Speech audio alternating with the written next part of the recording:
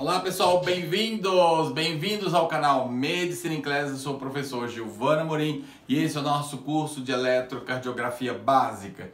Pessoal, estou passando por aqui para deixar mais uma técnica dentre as nossas aulas de cálculo do eixo elétrico, né? Depois de fazer uma aula bastante exata, usando as relações métricas do triângulo, hoje eu vou trazer um modo muito legal, muito intuitivo de calcular o eixo elétrico da despolarização dos ventrículos. Claro que também pode ser utilizado com a mesma técnica para a despolarização atrial, mas vou me valer aqui da despolarização dos ventrículos. Muito bem, aqui eu tenho um sistema hexaxial de Bailey, só para nós nos lembrarmos da disposição espacial das derivações.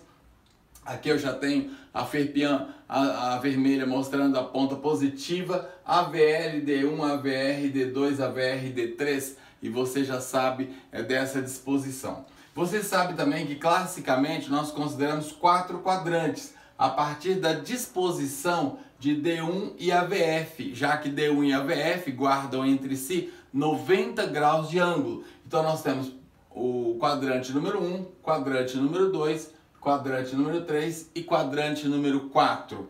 Fazendo o mesmo raciocínio, nós podemos descobrir mais quadrantes, valorizando as relações entre outras derivações quanto ao ângulo de 90 graus. Vejam, por exemplo, se eu passar a considerar o relacionamento entre AVL e D2, nós sabemos que AVL e D2 também guardam entre si 90 graus de ângulo. Então, por minha conta e risco, eu chamei, seguindo a mesma lógica, quinto quadrante, sexto quadrante, sétimo quadrante e oitavo quadrante. Então, o oitavo quadrante é representado pela porção positiva de AVL e a porção positiva de D3, ao passo que o sexto quadrante é representado pela porção negativa de D2 e negativa de AVL. Então aqui mais 4 quadrantes. Finalmente, se nós considerarmos as derivações AVR e D3, seguindo a mesma lógica, uma vez que entre AVR e D3 nós temos um ângulo de 90 graus,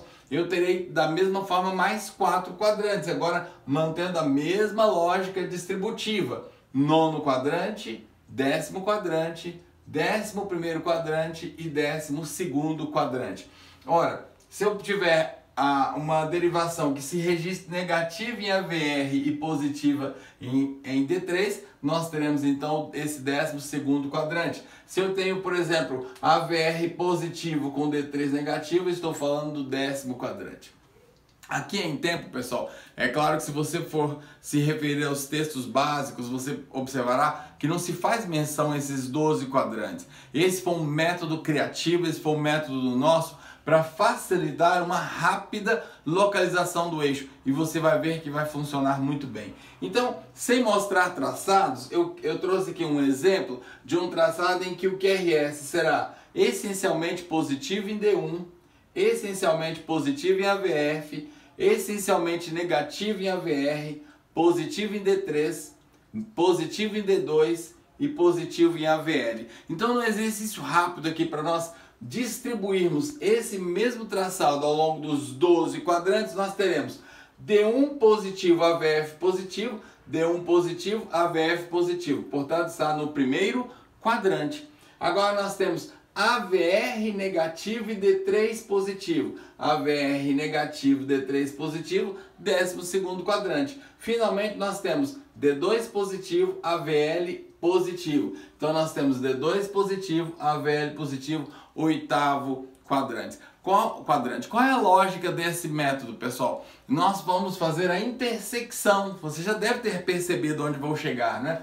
Vamos fazer a simples intersecção. Onde houver uma área em comum entre esses 12 quadrantes superpostos, ali estará o nosso eixo de QRS. Então eu trouxe aqui um método bastante visual, bastante intuitivo para nós trabalharmos isso. Então nós vimos que D1 é positivo, AVF é positivo. Então eu vou representar aqui, através desse meu papel, eu vou representar aqui exatamente isso que nós falamos, D1 positivo, AVF positivo. Então eu tenho colocado aqui o meu primeiro modelo, vamos dizer assim, os primeiros 4 quadrantes, AVR e D3. Nós sabemos então que o AVR é negativo e o D3 positivo. Então eu vou fazer aqui, deixei cair o meu molde, vou fazer aqui coincidir. Então eu tenho que AVR é negativo com D3 positivo. Então esse é o meu quadrante. Então eu vou fazer coincidir lá o meu quadrante. Aqui eu tenho. E finalmente o último desenho, pessoal, vai atender que D2 é positivo e AVL é positivo. Então eu vou ter aqui exatamente essa direção.